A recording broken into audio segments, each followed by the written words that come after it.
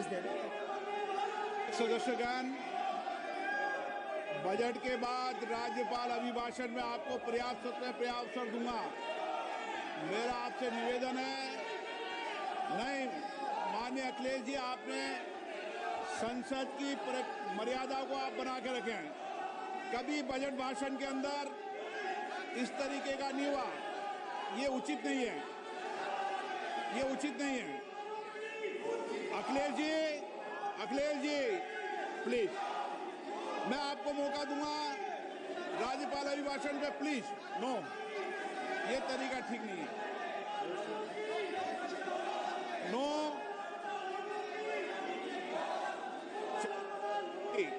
राज्यपाल अभिभाषण पे चर्चा होगी। नो तरीका। Honorable Speaker, I present the budget for 25-26. This budget continues our government's efforts to A. Accelerate growth, B. Secure inclusive development, C. Invigorate private sector investments, D. Uplift household sentiments, and E. Enhance spending power of India's rising middle class. Together, we embark on a journey to unlock our nation's tremendous potential for greater prosperity and global positioning under the leadership of Honorable Prime Minister Shri Narendra Modi. As we complete the first quarter of the 21st century, continuing geopolitical headwinds suggest lower global economic growth over the medium term. However, our aspiration for a Vikasit Bharat inspires us, and the transformative work we have done during our government's first 2 terms guides us to march forward resolutely.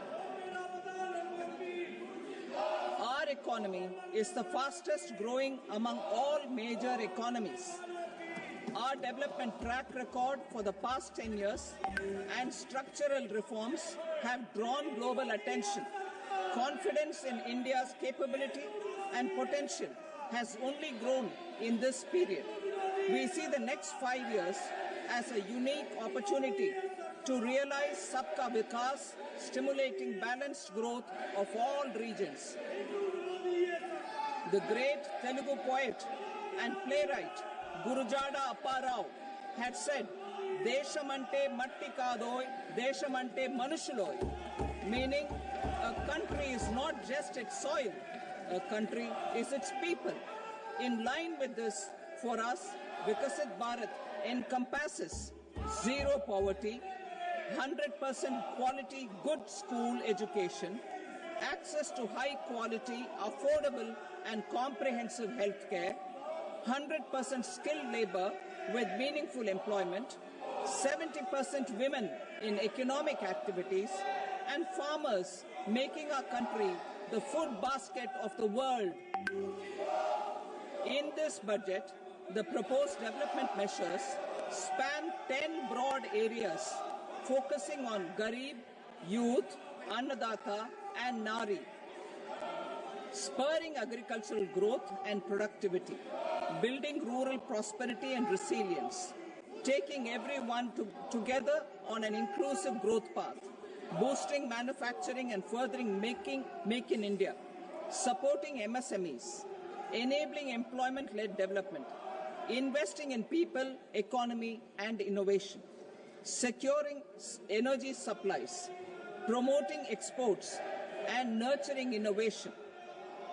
For this journey of development, our 4 powerful engines are agriculture, MSME, investments and exports. The fuel, our reforms, our guiding spirit, inclusivity, and the destination, Vikasit Bharat. This budget aims to initiate transformative reforms across 6 domains. During the first 5 years, these will augment our growth potential and global competitiveness. The domains are taxation, power sector, urban development, mining, financial sector, and regulatory reforms. Agriculture as the first engine. Now I move to specific proposals, beginning with agriculture as the first engine.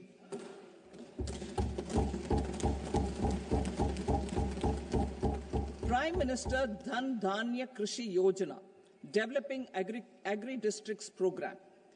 Motivated by the success of the Aspirational District Program, our government will undertake a Prime Minister Dhan Dhanya Krishi Yojana in partnership with states. Through the convergence of existing schemes and specialized measures, the program will cover 100 districts with low productivity, moderate crop intensity, and below average credit parameters. It aims to 1. Enhance agricultural productivity, 2. Adopt crop diversification and sustainable agricultural practices, 3. Augment post-harvest storage at the panchayat and block level, 4. Improve irrigation facilities, and 5. Facilitate availability of long-term and short-term credit. This program is likely to help 1.7 crore farmers. Building rural prosperity and resilience. A comprehensive multi-sectoral rural prosperity and resilience program will be launched in partnership with the states. This will address underemployment in agriculture through skilling, investment, technology, and invigorating the rural economy. The goal is to generate ample opportunities in rural areas so that migration is an option but not a necessity. The program will focus on rural women, young farmers, rural youth, marginal and small farmers, and landless families. The details are in Annexure A. Domestic best practices will be incorporated, and appropriate technical and financial assistance will be sought from multilateral development banks. In Phase 1, 100 developing agri-districts will be covered. Atmanirbharta in pulses. Our government is implementing the National Mission for Edible Oilseed for achieving Atmanirbharta in edible oils. Our farmers have the capability to grow enough for our needs and more. 10 years ago, we made concerted efforts and succeeded in achieving near self-sufficiency in pulses. Farmers responded to the need by increasing the cultivated area by 50%, and government arranged for procurement and remunerative prices. Since then, with rising incomes and better affordability, our consumption of pulses has increased significantly. Our government will now launch a 6-year mission for Atmanirbharta in pulses with a special focus on Tuar, Urad and Masoor. Details are in Annexure B. Central agencies such as NAFED and NCCF will be ready to procure these 3 pulses as much as offered during the next 4 years from farmers who register with these agencies and enter into agreements. Comprehensive program for vegetables and fruits. It is encouraging that our people are increasingly becoming aware of their nutritional needs. It is a sign of a society becoming healthier. With rising income levels, the consumption of vegetables, fruits, and Sri Anna is increasing significantly. A comprehensive program to promote production, efficient supplies, processing, and remunerative prices for farmers will be launched in partnership with the states. Appropriate institutional mechanisms for implementation and participation of farmer producer organizations and cooperatives will be set up. Makhana Board in Bihar. For this, there is a special opportunity for the people of Bihar. A Makhana Board will be established in the state to improve production, processing, value addition, and marketing of makhana. The people engaged in these activities will be organized into FPOs. The board will provide hand-holding and training support to makhana farmers, and will also work to ensure they receive the benefits of all relevant government schemes.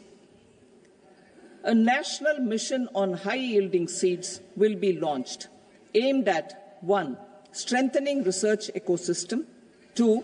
Targeted development and propagation of seeds with high yield, pest resistance, and climate resilience, and 3. Commercial availability of more than 100 seed varieties released since July 2024. India ranks second largest globally in fish production and aquaculture. Seafood exports are valued at 60,000 crore rupees. To unlock the untapped potential of the marine sector, our government will bring in an enabling framework for sustainable harnessing of fisheries from Indian exclusive economic zone and high seas, with a special focus on the Andaman and Nicobar and Lakshadweep Islands. For the benefit of lakhs of cotton growing farmers, I am pleased to announce a mission for cotton productivity. This 5-year mission will facilitate significant improvements in productivity and sustainability of cotton farming and promote extra long staple cotton varieties. The best of science and technology support will be provided to farmers. Aligned with our integrated 5F vision for the textile sector, this will help in increasing incomes of the farmers and ensure a steady supply of quality cotton for rejuvenating India's traditional textile sector. Kisan credit cards facilitate short-term loans for 7.7 crore farmers, fishermen, and dairy farmers. The loan limit under modified interest subvention scheme will be enhanced from 3 lakh rupees to 5 lakh rupees for loans taken through the KCC. For Atmanirbharta in urea production, our government had reopened 3 dormant urea plants in the eastern region. To further augment urea supply, a plant with annual capacity of 12.7 lakh metric tons will be set up at Namrup in Assam.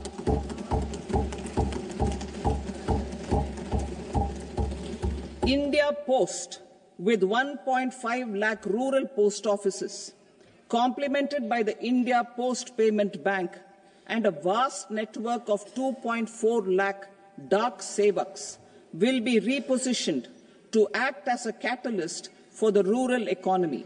Details are at Annexure C. India Post will also be transformed as a large public logistics organization. This will meet the rising needs of Vishwakarmas, new entrepreneurs, women, self-help groups, MSMEs, and the large business organizations. Our government will provide support to NCDC for its lending operations for the cooperative sector. MSMEs as the second engine. Now I move to MSMEs as the second engine, which encompasses manufacturing and services with a focus on MSMEs numbering 5.7 crores. Currently, over 1 crore registered MSMEs, employing 7.5 crore people and generating 36% of our manufacturing, have come together to position India as a global manufacturing hub. With their quality products, these MSMEs are responsible for 45% of our exports. To help them achieve higher efficiencies of scale, technological upgradation, and better access to capital, the investment and turnover limits for classification of all MSMEs will be enhanced to 2.5 and 2 times respectively. This will give them the confidence to grow and generate employment for our youth. The details are given in Annexure D. To improve access to credit, the credit guarantee cover will be enhanced. First, for micro and small enterprises from 5 crore to 10 crore rupees, leading to additional credit of 1.5 lakh crores in the next 5 years. Second, for startups from 10 crore rupees to 20 crore rupees, with the guarantee fee being moderated to 1% for loans in 27 focus sectors which are important for Atmanirbhar Bharat. And for well-run exporter MSMEs, for term loans up to 20 crore rupees. Also for the micro enterprises, we will introduce customized credit cards with a 5 lakh rupee limit for micro enterprises registered on Udyam portal. In the first year, 10 lakh such cards will be issued. Fund of funds for startups. The alternate investment fund, AIFs, for startups have received commitments of more than 91,000 crores rupees. These are supported by the fund of funds set up with the Government of India's contribution of 10,000 crore rupees. Now, a new fund of funds with expanded scope and a fresh contribution of another 10,000 crore rupees will be set up. A new scheme will be launched for 5 lakh women, scheduled castes and scheduled tribes, first-time entrepreneurs. This will provide term loans up to 2 crore rupees during the next 5 years. The scheme will incorporate lessons from the successful Stand Up India scheme. Online capacity building for entrepreneurship and managerial skills will also be organized. Measures for labor-intensive sectors. To promote employment and entrepreneurship opportunities in labor-intensive sectors, our government will undertake specific policy and facilitation measures. To enhance the productivity, quality, and competitiveness of India's footwear and leather sector, a focus product scheme will be implemented. The scheme will support design capacity, component manufacturing, and machinery required for production of non-leather quality footwear, besides the support for leather footwear and products. The scheme is expected to facilitate employment for 22 lakh persons, generate over 4 lakh crore rupees, and exports of over 1.1 lakh crore rupees. Measures for the toys sector. Building on the National Action Plan for Toys, we will implement a scheme to make India a global hub for toys. The scheme will focus on development of clusters, skills, and a manufacturing ecosystem that will create high-quality, unique, innovative, and sustainable toys that will represent the Made in India brand.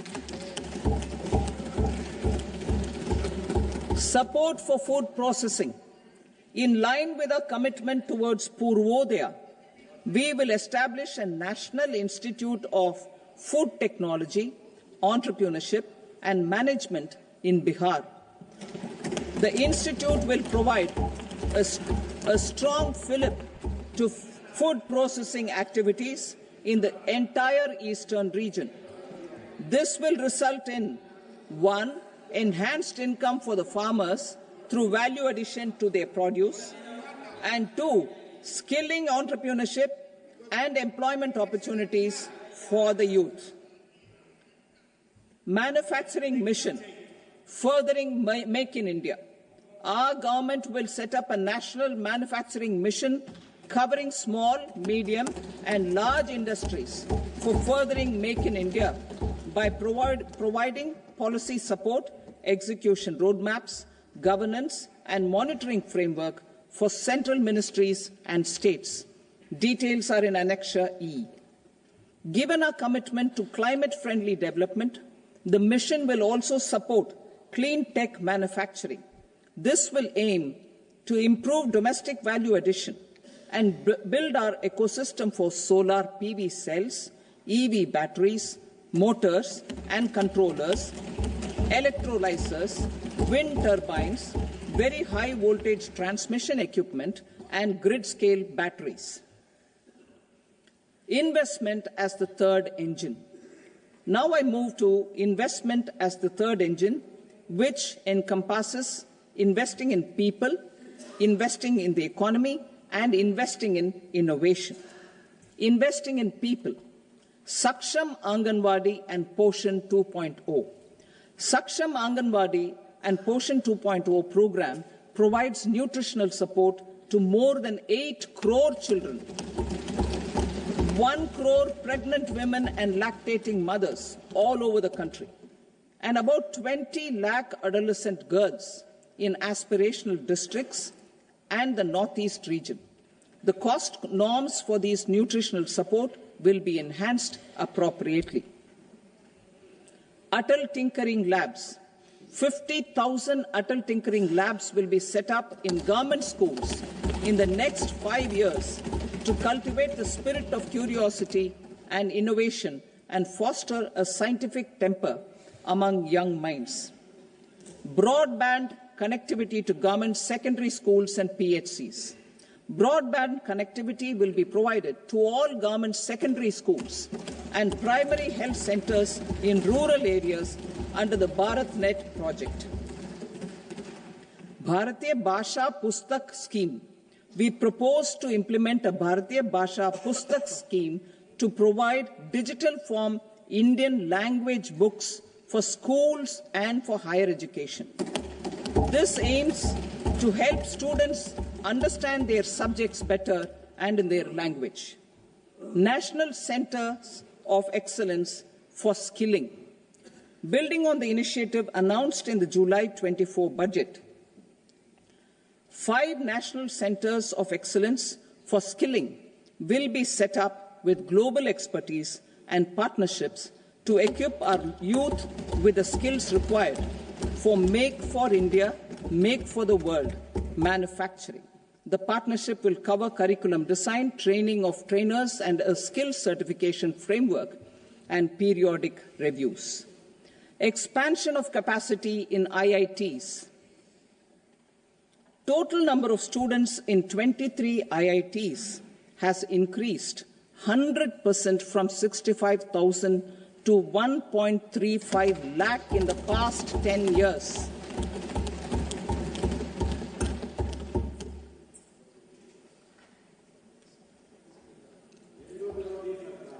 Additional infrastructure will be created in the 5 IITs started after 2014 to facilitate education for 6,500 more students. Hostel and other infrastructure capacity at IIT Patna will also be expanded.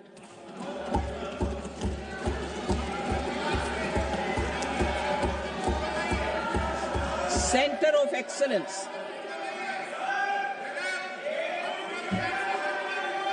Center of Excellence in AI for Education.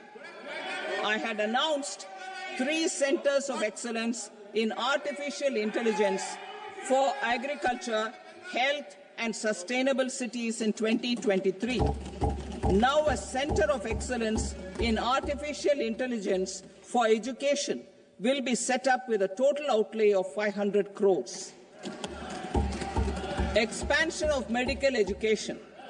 Our government has added almost 1.1 lakh undergraduate and postgraduate medical education seats in 10 years, an increase of 130%. In the next year, 10,000 additional seats will be added in medical colleges and hospitals towards the goal of adding 75,000 seats in the next 5 years. Daycare cancer centers in all district hospitals.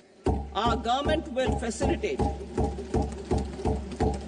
setting up of daycare cancer centers in all district hospitals in the next 3 years. 200 centers will be established in 25-26 itself. Strengthening urban livelihoods. Our government has been giving priority to assisting urban poor and vulnerable groups. A scheme for socio-economic upliftment of urban workers will be implemented to help them improve their incomes, have sustainable livelihoods, and a better quality of life. PM Swanidhi scheme has benefited more than 68 lakh street vendors, giving them respite from high-interest informal sector loans. Building on this success, the scheme will be revamped with enhanced loans from banks, UPI-linked credit cards with 30,000 rupees limit, and capacity building support. Social Security Scheme for welfare of online platform workers. Gig workers of online platforms provide great dynamism to the new age services economy. Recognizing their contribution, our government will arrange for their identity cards and registration on the e-Shram portal. They will be provided healthcare under PM Jan Arogya Yojana. This measure is likely to assist nearly 1 crore gig workers.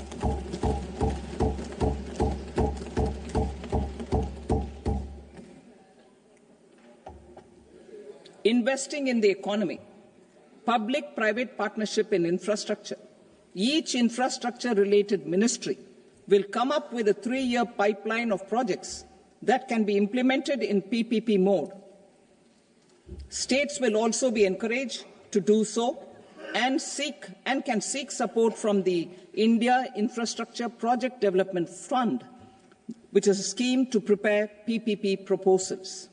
Support to states for infrastructure. An outlay of 1.5 lakh crore is proposed for the 50-year interest-free loans to states for capital expenditure and incentives for reforms. Building on the success of the first asset monetization plan announced in 2021, the second plan for 2025 to 30 will be launched to plow back capital of 10 lakh crore in new projects. Regulatory and fiscal measures will be fine-tuned to support the plan. Jal Jeevan Mission. Since 2019, 15 crore households, representing 80% of India's rural population, have been provided access to portable tap water connections.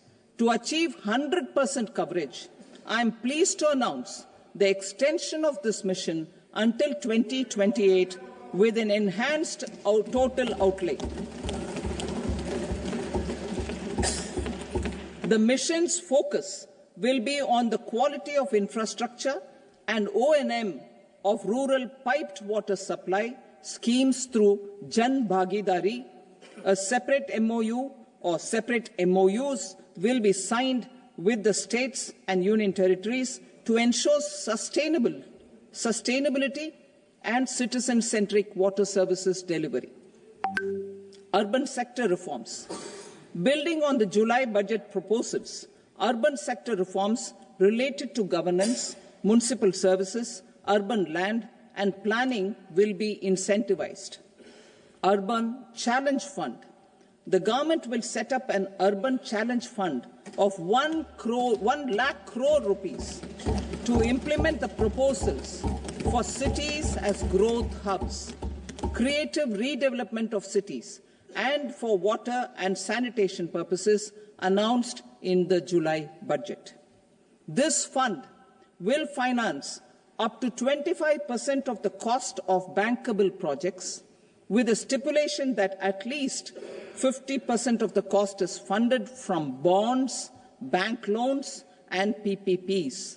An allocation of 10,000 crore is proposed in 2025-26. Power sector reforms. We will incentivize electricity distribution reforms and augmentation of intra-state transmission capacity by states.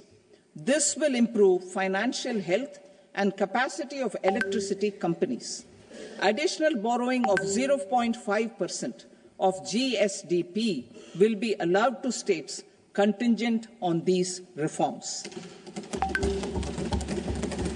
Nuclear energy mission for Vikasit Bharat. Development of at least 100 gigawatt of nuclear energy by 2047 is essential for our energy transition efforts. For an active partnership with the private sector towards this goal, amendments to the Atomic Energy Act and the Civil Liability for Nuclear Damage Act will be taken up. A nuclear energy mission for research and development of small modular reactors with an outlay of 20,000 crore will be set up. At least 5 indigenously developed small modular reactors will be operationalized by 2033. Shipbuilding. The shipbuilding financial assistance policy will be revamped to address cost disadvantages. This will also include credit notes for shipbreaking in Indian yards to promote the circular economy. Large ships above a specified size will be included in the infrastructure harmonized master list. Shipbuilding clusters will be facilitated to increase the range, categories, and capacity of ships. This will include additional infrastructure, facilities, skilling, and technology to develop the entire ecosystem. Maritime Development Fund. For long-term financing for the maritime industry, a Maritime Development Fund with a corpus of 25,000 crore rupees will be set up. This will be for distributed support and promoting competition. This will have up to 49% contribution by the government, and the balance will be mobilized from ports and from private sector. UDAN regional connectivity schemes. UDAN has enabled 1.5 crore middle-class people to meet their aspirations for speedier travel. The scheme has connected 88 airports, and operationalized 619 routes. Inspired by that success, a modified UDAN scheme will be launched to enhance regional connectivity to 120 new destinations and carry 4 crore passengers in the next 10 years. 4 crore additional passengers in the next 10 years. The scheme will also support helipads and smaller airports in hilly, aspirational, and northeast regional districts. Greenfield airports will be facilitated in Bihar to meet the future needs of the state. These will be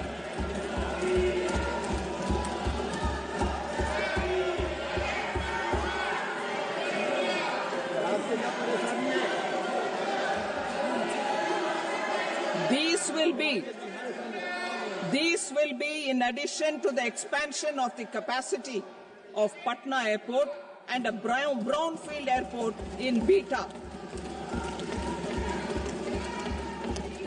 Western Kosi Canal project in Mithilanchal.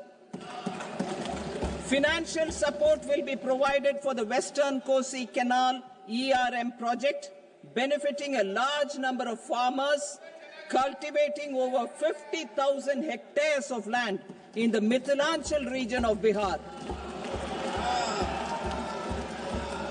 Mining sector reforms. Mining sector reforms, including those for minor minerals, will be encouraged through sharing of best practices and institutions of a state mining index. A policy for recovery of critical minerals from tailings will be brought out. Under the special window for affordable and mid-income housing, SWAMI, 50,000 dwelling units in stressed housing projects have been completed and keys handed over to home buyers. Another 40,000 units will be completed in 2025, further helping middle-class families who were paying EMIs on loans taken for apartments while also paying rent for their current dwellings. Building on this success, Swami Fund 2 will be established as a blended finance facility with contribution from the government, banks and private investors. This fund of 15,000 crore rupees will aim for expeditious completion of another 1 lakh units. PM Gati Shakti data for private sector. For furthering PPPs and assisting the private sector in project planning, access to relevant data and maps from the PM Gati Shakti portal will be provided. Tourism for employment-led growth. Top 50 tourist destination sites in the country will be developed in partnership with states through a challenge mode. Land for building key infrastructure will have to be provided by the states. Hotels in these destinations will be included in the infrastructure harmonized list. The following measures will be taken for facilitating employment-led growth: organizing intensive skill development programs for our youth, including in institutes of hospitality management, providing mudra loans for homestays, improving ease of travel and connectivity to tourist destinations, providing performance-linked incentives to states for effective destination management, including tourist amenities, cleanliness, and marketing efforts, and introducing streamlined e-visa facilities along with visa fee waivers for certain tourist groups. Continuing with the emphasis on places of spiritual and religious significance, in the July budget, there will be a special focus on destinations related to the life and times of Lord Buddha. Medical tourism and heal in India. Medical tourism and heal in India will be promoted in partnership with the private sector, along with capacity building and easier visa norms. Investing in innovation. To implement private sector-driven research, development and innovation initiatives announced in the July budget, I am now allocating 20,000 crore rupees for this purpose. A deep tech fund of funds will also be explored to catalyze the next generation startups as a part of this initiative. In the next 5 years, under the PM Research Fellowship Scheme, we will provide 10,000 fellowships for technological research in IITs and IISc with enhanced financial support.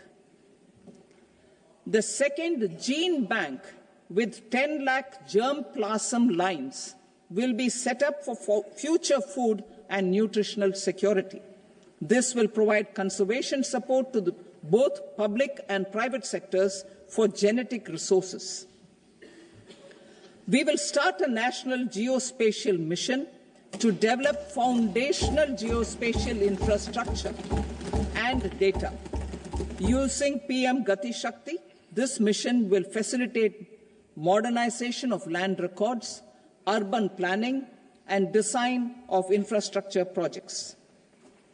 A Gyan Bharatam mission for survey, documentation, and conservation of our manuscript heritage with academic institutions, museums, libraries, and private collectors will be undertaken to cover more than 1 crore manuscripts. We will set up a national digital repository of Indian knowledge systems for knowledge sharing. Now I move to exports as the fourth engine. We will set up an export promotion mission with sectoral and ministerial targets driven jointly by the Ministries of Commerce, MSME, and Finance. It will facilitate easy access to export credit, cross-border factoring support, support to MSMEs to tackle non-tariff measures in overseas markets. A digital public infrastructure, Bharat Trade Net, for international trade will be set up as a unified platform for trade documentation and financing solutions. This will complement the Unified Logistics Interface platform. The BTN will be aligned with international practices. Support will be provided to develop domestic manufacturing capacities for our economy's integration with global supply chains. Sectors will be identified based on objective criteria. Facilitation groups with participation of senior officers and industry representatives will be formed for select products and supply chains. Through this, there are huge opportunities related to Industry 4.0, which needs high skills and talent. Our youth have both. Our government will support the domestic electronic equipment industry to leverage this opportunity for the benefit of our youth. A national framework will be formulated as guidance to states for promoting global capability centers in emerging Tier 2 cities. This will suggest measures for enhancing availability of talent and infrastructure, building bylaw reforms, and mechanisms for collaboration with industry. Our government will facilitate upgradation of infrastructure and warehousing for air cargo, including high-value perishable horticultural produce. Cargo screening and customs protocol will be streamlined and made user-friendly. Reforms as the fuel. Over the past 10 years, our government has implemented several reforms for convenience of taxpayers, such as faceless assessment, 2, taxpayer charter, 3, faster returns, 4, almost 99% returns being on self-assessment, and 5, Vivad Se Vishwas scheme.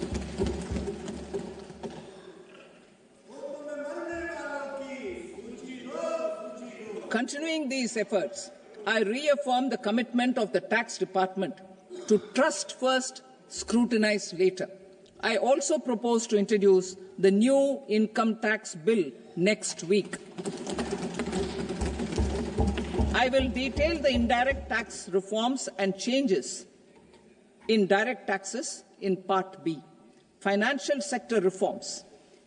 The FDI limit for the insurance sector will be raised from 74 to 100%. This enhanced limit will be available for those companies which invest the entire premium in India. The current guardrails and conditionalities associated with foreign investment will be reviewed and simplified. The services of India Post Payment Bank will be deepened and expanded in rural areas. NABFID will set up a partial credit enhancement facility for corporate bonds for infrastructure. Public sector banks will develop Grameen Credit Score framework to serve the credit needs of SHG members and people in rural areas. A forum for regulatory coordination and development of pension products will be set up.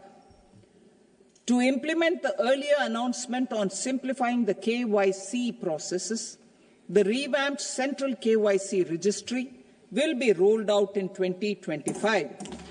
We will also implement a streamlined system for periodic updating. Requirements and procedures for speedy approval of company mergers will be rationalized. The scope for fast-track mergers will also be widened and the process made simpler. As proposed in the interim budget, we signed bilateral investment treaties with 2 countries in 2024. To encourage sustained foreign investment and in the spirit of First Develop India, the current model BIT will be revamped and made more investor-friendly. In the last 10 years, in several aspects, including financial and non-financial, our government has demonstrated a steadfast commitment to ease of doing business. We are determined to ensure that our regulations must keep up with technological innovations and global policy developments. A light-touch regulatory framework based on principles and trust will unleash productivity and employment. Through this framework, we will update regulations that were made under old laws. To develop this modern, flexible, people-friendly and trust-based regulatory framework appropriate for the 21st century, I propose 4 specific measures. A high-level committee for regulatory reforms will be set up for a review of all non-financial sector regulations, certifications, licenses, and permissions. The committee will be expected to make recommendations within a year. The objective is to strengthen trust-based economic governance and take transformational measures to enhance ease of doing business, especially in matters of inspection and compliances. States will be encouraged to join in this endeavour. An investment friendliness index of states will be launched in 2025 to further the spirit of competitive, cooperative federalism.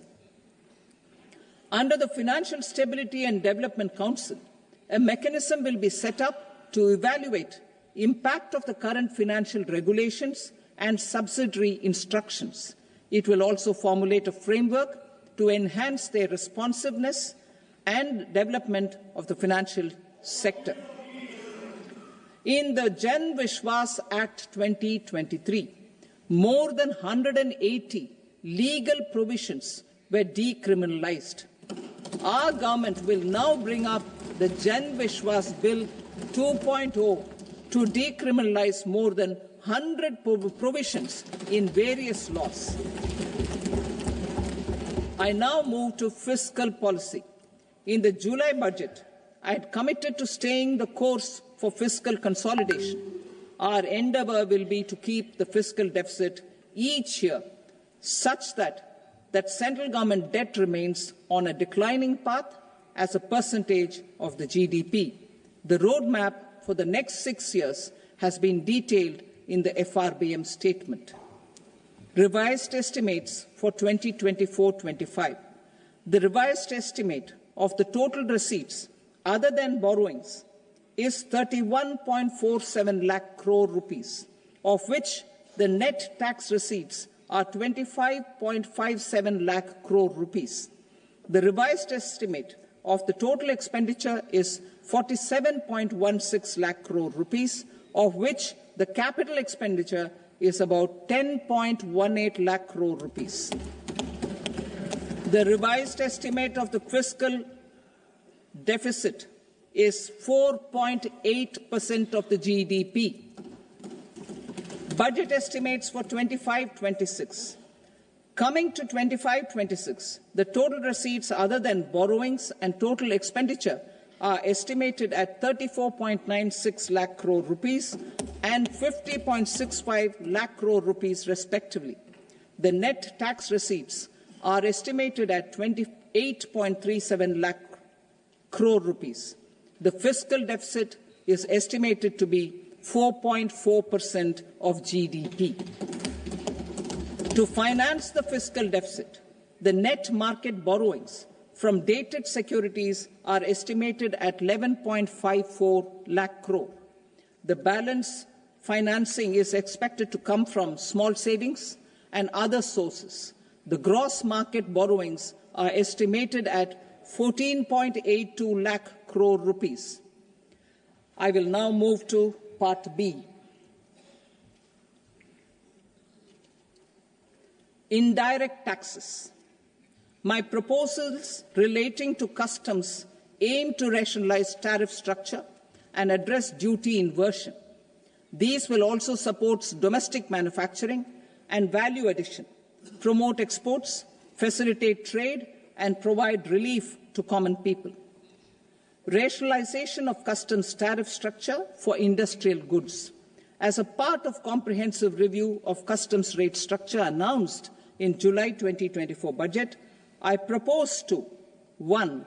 Remove 7 tariff rates. This is over and above the 7 tariff rates removed in 23-24 budget. After this, there will be only 8 remaining tariff rates, including 0 rate. 2.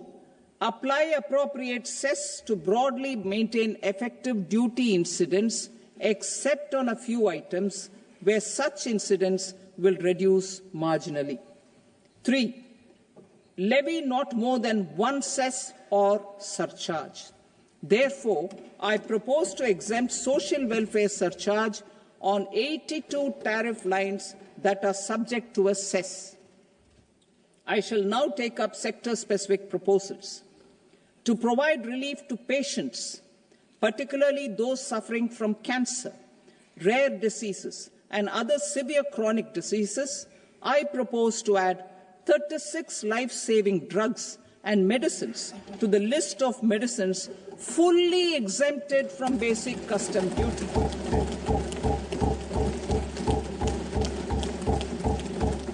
I also propose to add 6 life-saving medicines to the list attracting concessional custom duty of 5%. Full exemption and concessional duty will also respectively apply on the bulk drugs for manufacture of the above. Specified drugs and medicines under patient assistance programs run by the pharmaceutical companies are fully exempt from BCD, provided the medicines are supplied free of cost to the patients. I propose to add 37 more medicines along with 13 new patient assistance programs. Support to domestic manufacturing and value addition. Critical minerals. In the July 2024 budget, I had fully exempted BCD on 25 critical minerals that are not domestically available. I had also reduced BCD of 2 other such minerals to provide a major fillip to their processing, especially by MSMEs. Now, I propose to fully exempt cobalt powder and waste, the scrap of lithium-ion battery, lead, zinc, and 12 more critical minerals. This will help secure their availability for manufacturing in India and promote more jobs for our youth. To promote domestic production of technical textile products such as agro-textiles, medical textiles, and geotextiles at competitive prices, I propose to add 2 more types of shuttle-less looms to the list of fully exempted textile machinery. I also propose to revise the BCD rate on knitted fabrics covered by 9 tariff lines from 10 or 20 to 20% or 115 rupees per kg, whichever is higher. Electronic goods. In line with our Make in India policy and to rectify inverted duty structure, I propose to increase the BCD on interactive flat panel display from 10% to 20% and reduce the BCD to 5% on open cell and other components. In 23-24 budget, for the manufacture of open cells of LCD, LED TVs, I had reduced the BCD on parts of open cells from 5% to 2.5%. To further boost the manufacture of such open cells, the BCD on these parts will now stand exempted. Lithium-ion battery.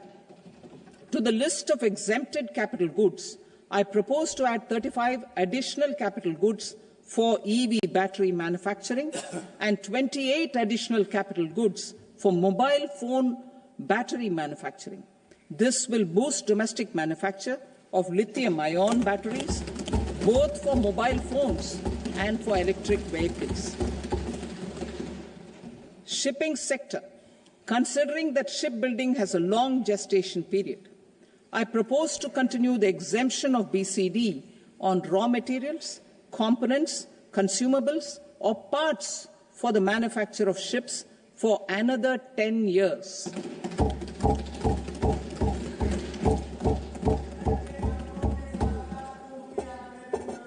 I also propose the same dispensation for shipbreaking to make it more competitive. Telecommunication.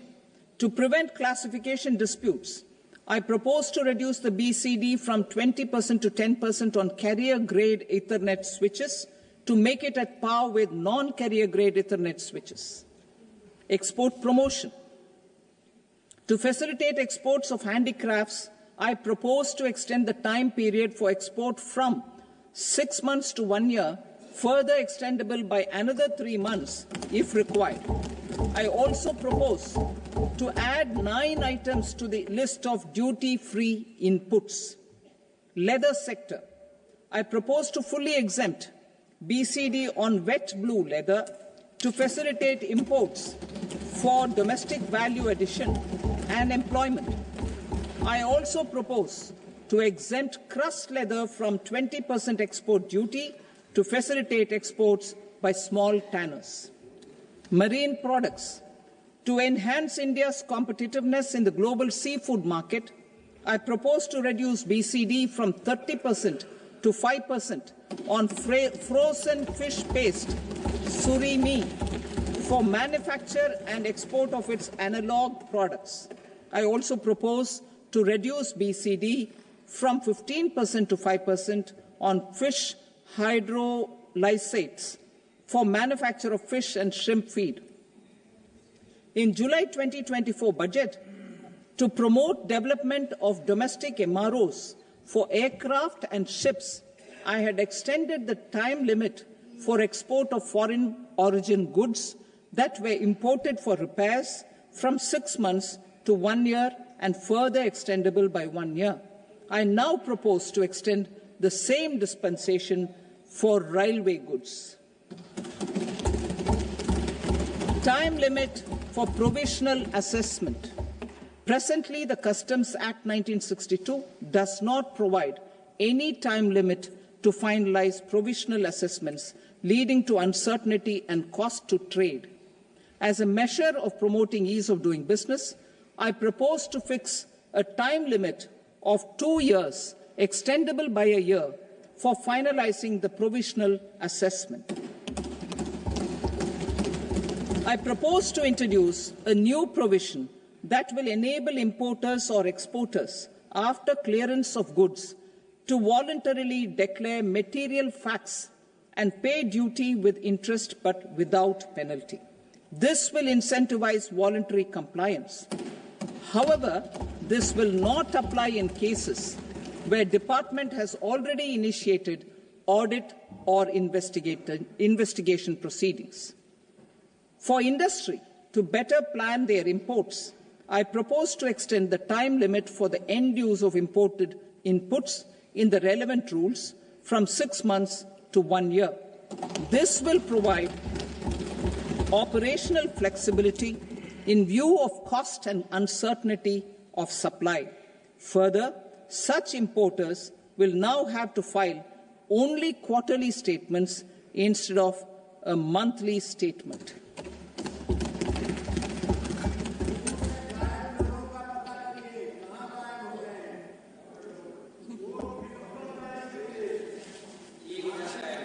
I now come to my direct tax proposals. In Part A, I have briefly underlined taxation reforms as one of key reforms to realize our vision of Vikasit Bharat. In respect of criminal law, our government had earlier ushered in Bharatiya Nyaya Sanhita, replacing Bharatiya Danda Sanhita. I am happy to inform this august House and the country that for new income tax bill will carry forward the same spirit of Nyaya in its drafting as well. The new bill will be clear and direct in text, with close to half of the present law in terms of both chapters and words. It will be simple to understand for taxpayers and tax administrators, leading to tax certainty and reduced litigation. Reforms, however, are not a destination. They are means to achieve good governance for our people and economy. Providing good governance primarily involves being responsive. The Tirukural captures this in verse 542, which reads, "Vaanokki vaazhum ulagallam, mannavan kol nokki vaazhum kudu," meaning, just as the living beings live expecting rains, citizens live expecting good governance.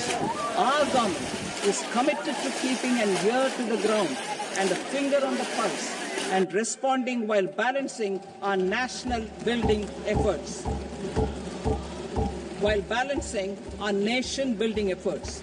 The following measures will detail just how our government will, under the guidance of PM Modi, has taken steps to understand and address.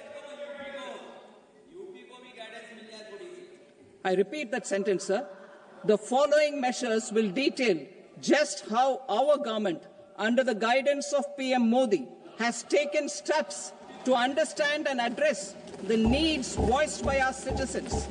My tax proposals are guided by this spirit. The objectives of my proposals are as follows. Personal income tax reforms with special focus on middle class. Rationalization of TDS and TCS for easing difficulties. Encouraging voluntary compliance. Reducing compliance burden. Ease of doing business. Employment and investment. I will come to my proposal on personal income tax towards the end. TDS and TCS, rationalization for easing difficulties. I propose to rationalize tax deduction at source, TDS, by reducing the number of rates and thresholds above which TDS is deducted. Further, threshold amounts for tax deduction will be increased for better clarity and uniformity. The limit for tax deduction on interest for senior citizens is being doubled from the present 50,000 rupees to 1 lakh rupees. Similarly, the annual limit of 2.40 lakh rupees for TDS on rent is being increased to 6 lakh rupees. This will reduce the number of transactions liable to TDS, thus benefiting small taxpayers receiving small payments. The threshold to collect tax at source, the TCS, on remittances under RBI's liberalized remittance scheme, the LRS, is proposed to be increased from 7 lakh to 10 lakhs. I also propose to remove TCS on remittances for education purposes, where such remittances is out of a loan taken from a specified financial institution. Both TDS and TCS are being applied on any transaction related to sale of goods. To prevent such compliance difficulties, I propose to omit the TCS. I also propose that the provisions of the higher TDS deduction will now apply only in non-PAN cases. In July 2024, the delay for payment of TDS up to the due date of filing statement was decriminalized. I propose to provide the same relaxation to TCS provisions as well. The government under the leadership of Prime Minister Modi believes in Sabka Saath, Sabka Vikas, Sabka Vishwas and Sabka Prayas. In line with this, we brought in updated return facility in 2022 for voluntary compliance by taxpayers who had omitted to report their correct income. Our trust in taxpayers was proved right. Nearly 90 lakh taxpayers voluntarily updated their incomes by paying additional tax. Taking this trust further, I now propose to extend the time limit to file updated returns for any assessment year from the current limit of 2 years to 4 years. I propose to reduce the compliance burden for small charitable trusts and institutions by increasing their period of registration from 5 years to 10 years. It is also proposed that disproportionate consequences do not arise for minor defaults such as incomplete applications filed by charitable entities. Presently, taxpayers can claim the annual value of self-occupied properties as nil only on the fulfillment of certain conditions. Considering the difficulties faced by taxpayers, it is proposed to allow the benefit of 2 such self-occupied properties without any condition. To streamline the process of transfer pricing and to provide an alternative to yearly examination, I propose to introduce a scheme for determining arm's length price of international transaction for a block period of 3 years. This will be in line with global best practices. With a view to reduce litigation and provide certainty in international taxation, the scope of safe harbor rules is being expanded. A number of senior and very senior citizens have very old national savings schemes accounts. As interest is no longer payable on such accounts, I propose to exempt withdrawals made from NSS by individuals on or after 29th August 2024. I am also proposing to allow similar treatment to NPS Vatsalya accounts as is available to normal NPS accounts subject to overall limits.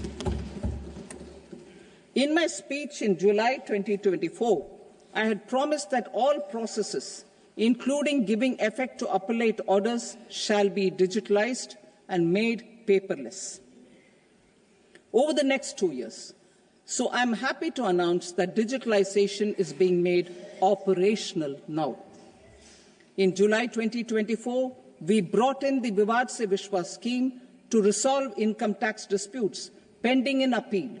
The scheme has received a great response, with nearly 33,000 taxpayers having availed of the scheme to settle their disputes. I have a few proposals to promote investment and employment. It is proposed to provide a presumptive taxation regime for non-residents who provide services to a resident company that is establishing or operating an electronics manufacturing facility. I further propose to introduce a safe harbor for tax certainty for non-residents who store components for supply to specified electronics manufacturing units. Presently, the tonnage tax scheme is available only to sea-going ships. The benefits of existing tonnage tax scheme are proposed to be extended to inland vessels registered under the Indian Vessels Act 2021 to promote inland water transport in the country. Extension for incorporation of startups. We continue to support the Indian startup ecosystem. I propose to extend the period of incorporation by 5 years to allow the benefit available to startups which are incorporated before 1/4/2030. In order to attract and promote additional activities in the IFSC, I am inter alia proposing specific benefits to ship leasing units, insurance offices, and treasury centers of global companies which are set up in IFSC. Further, to claim benefits, the cut-off date for commencement in IFSC has also been extended by 5 years to 31/3/2030. Category 1 and Category 2 AIFs are undertaking investments in infrastructure and other such sectors. I propose to provide certainty of taxation to these entities on the gains from securities. to promote funding from sovereign wealth funds and pension funds to the infrastructure sector, I propose to extend the date of making an investment by 5 more years up to 31st March 2030.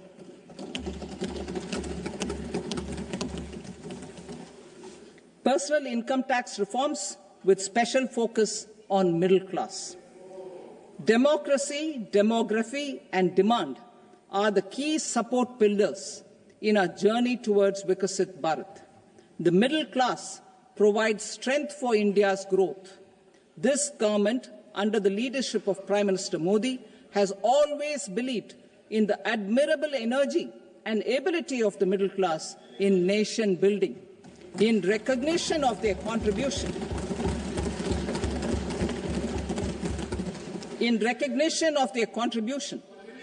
we have periodically reduced their tax burden. Right after 2014, the nil tax slab was raised to 2.5 lakhs of rupees, which was further raised to 5 lakh rupees in 2019 and to 7 lakh rupees in 2023. This is reflective of our government's trust on the middle-class taxpayers. I am now happy to announce that there will be no income tax payable up to income of 12 lakh rupees.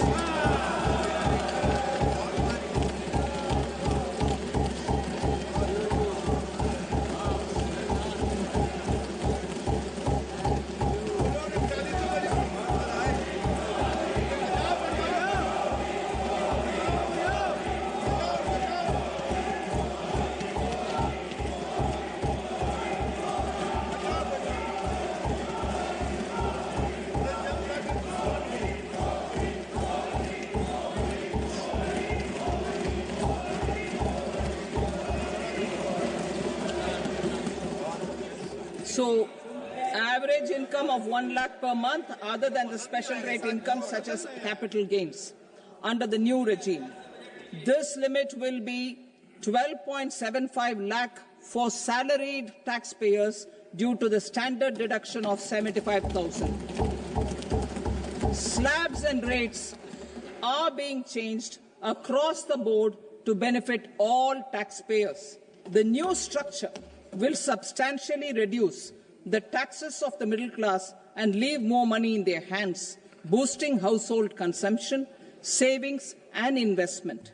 In the new tax regime, I propose to revise tax rate structures as follows: 0 to 4 lakh rupees nil, 4.8 lakh rupees to 4 to 8 lakh rupees 5%, 8 to 12 lakh rupees 10%, 12 to 16 lakh rupees 15%, 16 to 20 lakh rupees 20%, 20 to 24 lakh rupees 25%, and above 24 lakh rupees 30%. To taxpayers up to 12 lakh of normal income, other than special rate income such as capital gains. I read that again. To taxpayers up to 12 lakh of income, other than special rate income such as capital gains, tax rebate is being provided in addition to the benefit due to slab rate reduction in such a manner that there is no tax payable by them. The total tax benefit of slab rate changes and rebate at different income levels can be illustrated with a few examples.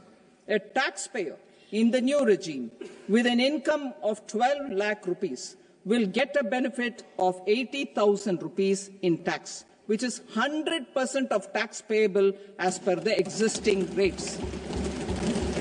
A person having income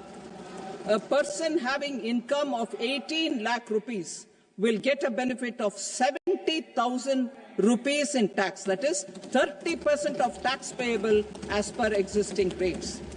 A person with an income of 25 lakh gets a benefit of 1,10,000 rupees, that is 25% of his tax payable as per existing rates. Details of my tax proposals are given in the annexure. As a result of these proposals, Honourable Speaker, sir, revenue of about 1 lakh crore in direct taxes, and 2,600 crores in indirect taxes will be foregone. Mr. Speaker, sir, with this, I commend the budget to this august House.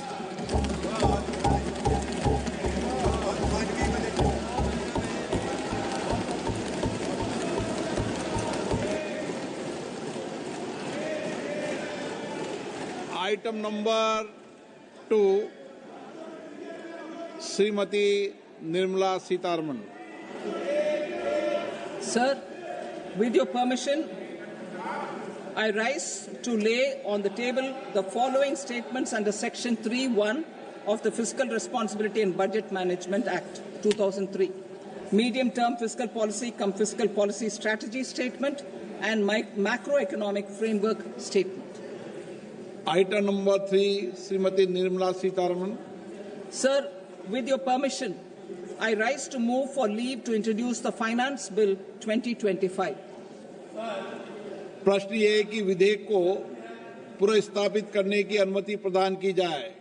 जो सदस्य इसके पक्ष में हाँ कहें, जो सदस्य विरोध में ना कहें। मेरे विचार में निर्णय हाँ वालों के पक्ष में हुआ, हाँ वालों के पक्ष में अनुमति प्रदान की जाती है। माननीय मंत्री जी, अब विधेयक को पुनर्स्थापित करें। Sir, I introduce the bill. Thank you. सभा की कार्रवाई सोमवार दिनांक 3 फरवरी 2025 को प्राप्त 11 बजे तक के लिए स्थगित की जाती है।